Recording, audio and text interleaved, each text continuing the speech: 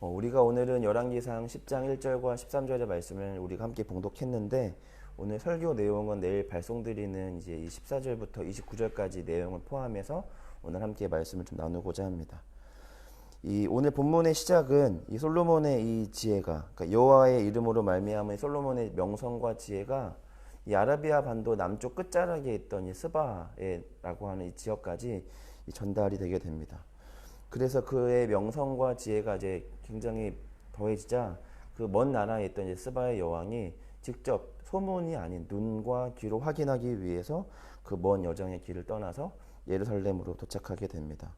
실제로 그녀는 그녀가 준비한 모든 질문을 막힘없이 대답하는 솔로몬의 지혜와 또 말로만 들었던 예루살렘의 성전을 눈으로 목격하고 나서야 그 명성이 사실임을 깨닫고 또 준비한 예물 솔로몬에게 바침으로 이야기가 맞춰지게 됩니다. 솔로몬도 스바 여왕의 호의를 그냥 받음으로만 끝나는 것이 아니라 빈손으로 돌아가지 않도록 또 그녀가 또 받은 만큼 또 그 이상으로 예물을 함께 드림으로 굉장히 호의적으로 10장 1절과 13절의 본문 내용은 그렇게 이제 마무리가 됩니다.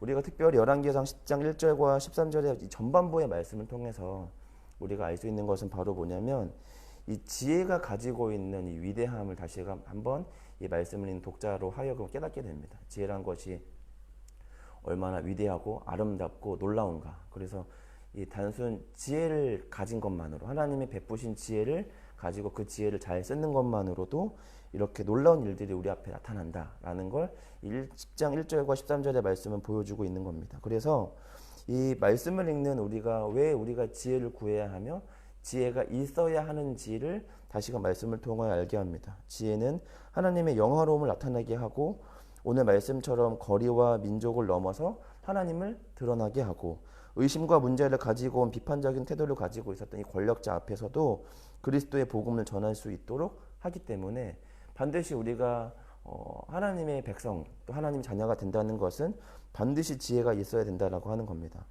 게다가 이 지혜라고 하는 것은 단순히 앞에 보여지는 현상을 넘어 안목을 갖게 하는데 이 열왕기상 8장에 보면 솔로몬이 이 성전을 다 완공을 하고 나서 그가 드리는 기도를 보면 조금 분위기를 깨는 기도를 합니다. 왜냐하면 이 성전을 지으면 사실은 성전을 지은 것에 대한 감동과 감격이 이 솔로몬과 이 말씀을 듣는 백성들에게 있는데 근데 그 솔로몬이 지금 성전을 다 짓고 나서 주 앞에 드리는 기도는 뭐냐면 우리가 주 앞에 패망할지라도 하나님이 우리를 다시금 회복시키시기를 바라는 기도를 지금 올려드리고 있는 거죠. 그러니까 지금 성전을 멋지게 건축하고 나서도 이 성전보다 결국 성전이 중요한 게 아니라 우리의 신앙이 하나님께 얼마나 바로 서 있는가가 가장 중요한 것이고 이 성전이 아무리 건강하고 아무리 튼튼하게 세워졌다 하더라도 하나님이 성전을 무너뜨리고 우리가 하나님을 떠나면 하나님이 성전을 무너뜨리고 우리를 흩으실 것이기 때문에 우리가 하나님께 범죄할지라도 다시금 우리를 회복시켜 달라는 기도를 언제 하고 있냐면 성전이 완공된 그 다음에 하고 있다라는 거죠.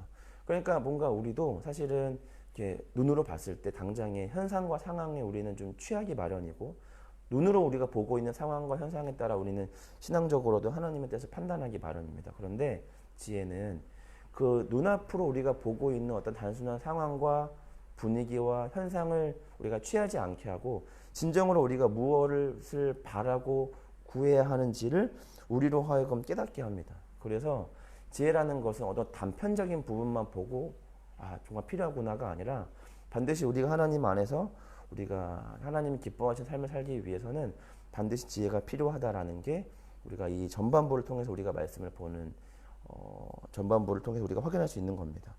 그러면 이 후반부는 바로 뭐냐면 이렇게 아름다운 지혜조차도 결국에는 짝을 이루지 않으면 지혜가 얼마나 빛을 잃어버릴 수 있는가는 이제 우리가 함께 말씀을 보는 10장 후반절 그리고 11장부터 나오게 됩니다. 지혜라는 것은 아는 거죠. 하나님의 말씀과 하나님의 마음을 아는 겁니다. 어떻게 해야 할지를 아는 겁니다. 이게 지혜가 가지고 있는 한계점이라는 겁니다. 오늘 말씀을 좀 보면은 이 10장 후반절의 말씀을 보면 이제 이 오빌에서부터 금을 실어온 이 모든 것들에 대한 이 이유부터 솔로몬의 재산과 지혜를 말하고 있는데 이 14절부터 29절까지 우리가 말씀을 읽다가 한 가지 좀 당황스러운 건 바로 뭐냐면 10장 후반절에 다시금 솔로몬이 병거를 마병을 모으는 장면을 우리가 보게 됩니다. 병거와 마병을 모으고 애굽에서 말을 사들이고 심지어 또 햇사람들에게는 또 그 일정 부분의 또 그 군병들을 또 재판매하는 장면들을 이제 우리가 오늘 말씀을 통해서 보게 됩니다. 우리가 신명기 17장 율법에 의거하면 이 군대를 모으는 또 지나치게 군대를 모으는 것은 율법적으로 하나님께서 반드시 금한 것 중에 하나입니다. 근데 우리가 알고 있는 것처럼 열왕기상이 시작될 쯤부터 솔로몬은 잘한 일도 많지만 중간중간에 마병을 모으거나 군대를 이렇게 양성하거나 또는 이 애굽의 딸과 결혼하는 것 같은 조금 비상식적인, 그러니까 비상식적이라기보다는 비율법적인 행동과 판단을 내립니다.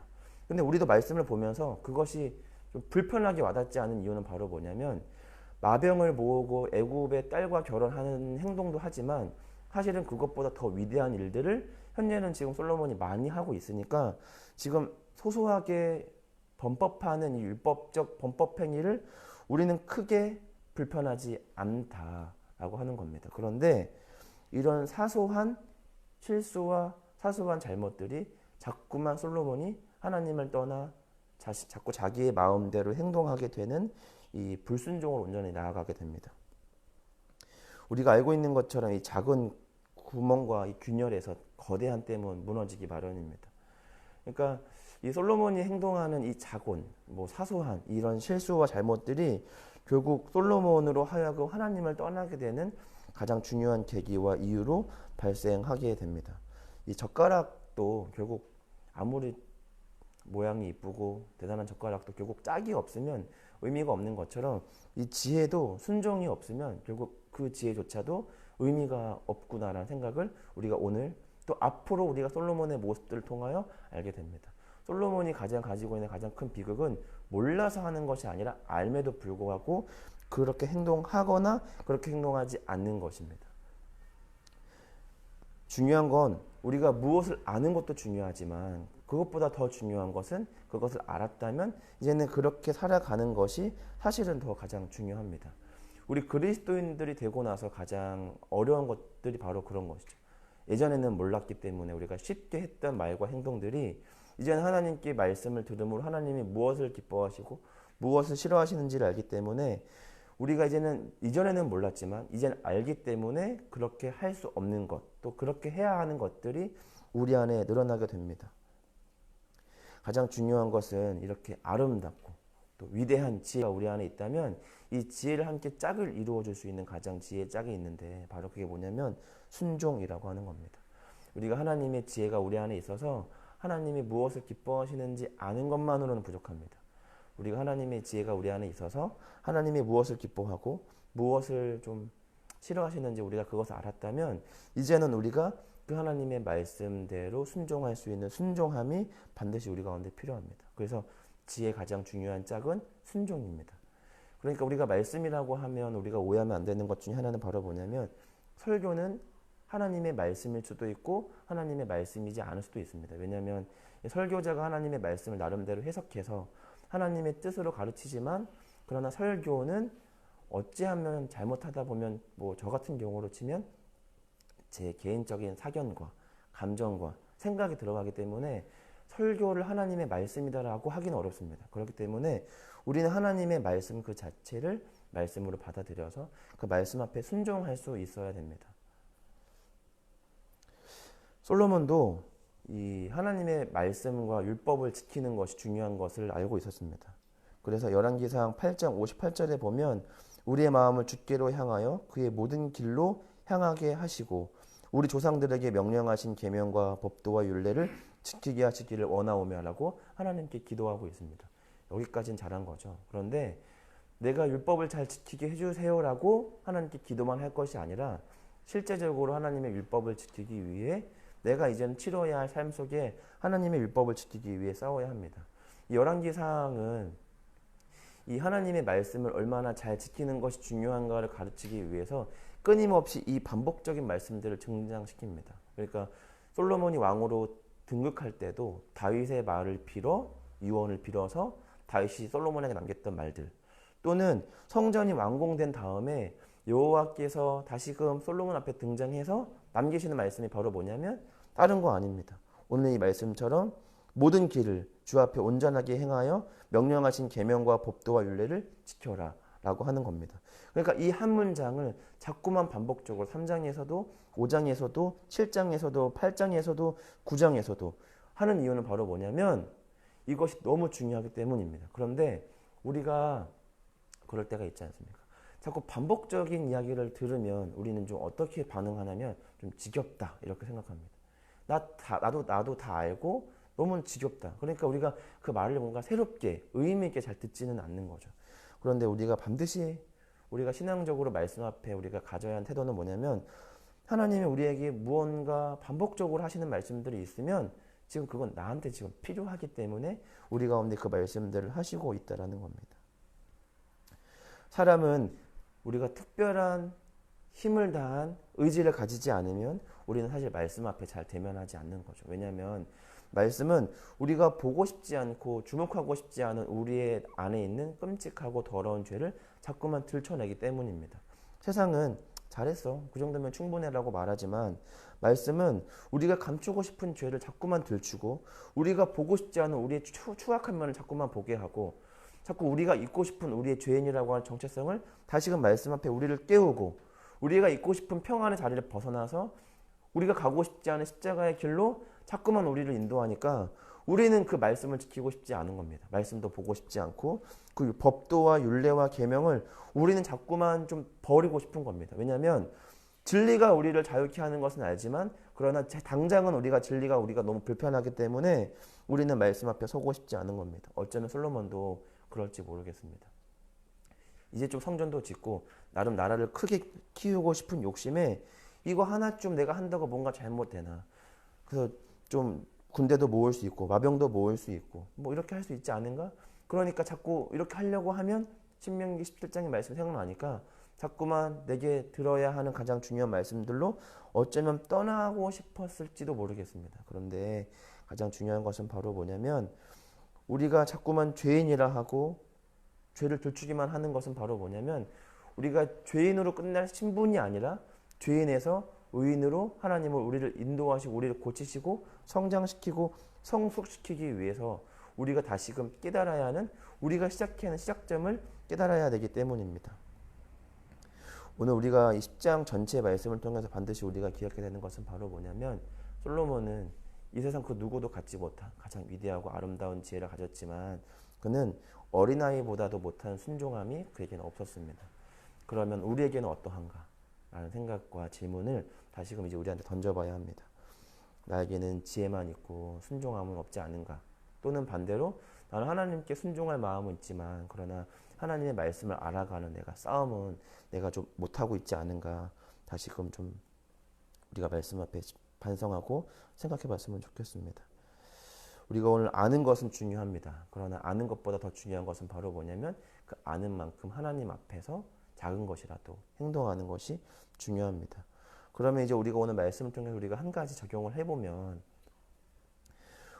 이 순종이라는 것은 이제 어떻게 생기냐 생각을 해보면 오늘 말씀을 통해서만 좀 적용을 해보면 오늘 우리 10장 우리 11절부터 13절까지 말씀을 보면 히람의 배를 통해서 오빌에서 금이 막 백단목 보석 등이 많이 이제 예루살렘으로 이제 들어오게 됩니다. 근데 솔로몬이 그때 그 값진 재물들로 뭘 했냐면 성전의 난간을 만들고 또 노래하는 자들을 위하여 수금과 비파를 만드는 아주 좋은 선택들을 했습니다. 그러니까 존재하는 무언가를 하나님을 예배할 수 있는 어떤 예배 어떤 무언가로 아름답게 지금 예물을 드리고 있습니다. 그런데 이것으로 끝입니다. 그러니까 좋은 것이 있으면 그것이 하나님께 아름답게 사용되어지도록 사용하는 것을 한 번 했다는 거죠. 근데 중요한 거는 바로 뭐냐면 순종이라고 하는 것은 하나님의 말씀을 한 번 지킴으로 갑자기 만들어지거나 기도와 말씀의 자리에서 완성되는 것이 아니라 많은 부분 실패할지라도 하나님의 말씀을 내가 깨닫고 이해하고 들었으면 삶 속에 작은 것 하나라도 자꾸만 난간을 짓고 좀 초라해 보이는 비파와 수금을 자꾸만 만들어 보는 이 행동을 통해 진정한 하나님이 기뻐하시는 순종으로 만들어진다는 겁니다.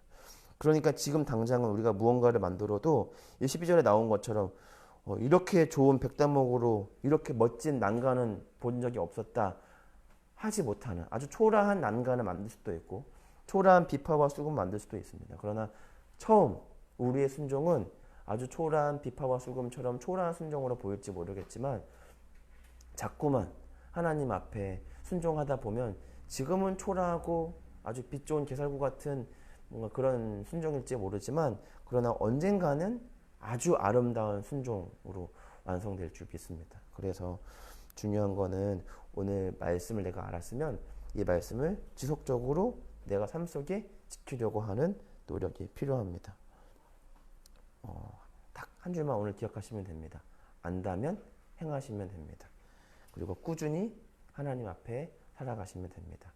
오늘 같이 함께 우리 기도하기 원합니다. 세 가지 위해서 기도할 때에는 첫 번째로는 우리 말씀을 가까이 하고 말씀의 경고를 엄히 듣는 교회가 될 수 있도록 함께 우리 기도했으면 좋겠습니다. 두 번째는 이제 부활의 고백이 여전히 우리 삶 속에 이어지기를 원하는데 4월 이번 주 주제처럼 주님을 온전하게 또 마주할 수 있는 우리가 되게 해달라고. 마지막 세 번째로는 5월 하나님께서 우리를 부르시는 새로운 성전에서 하나님이 기뻐하시는 온전한 성전으로 거듭나는 지서처치 그리고 우리 한 사람이 될 수 있도록 함께 우리 기도할 텐데 제가 기도하고 함께 기도하며 나아가도록 하겠습니다.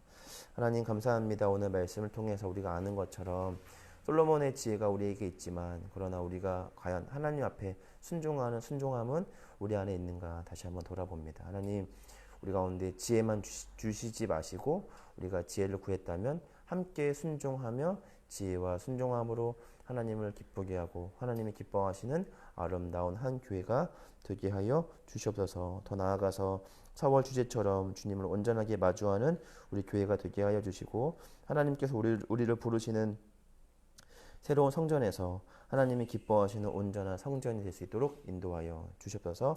예수님의 이름으로 기도합니다. 아멘.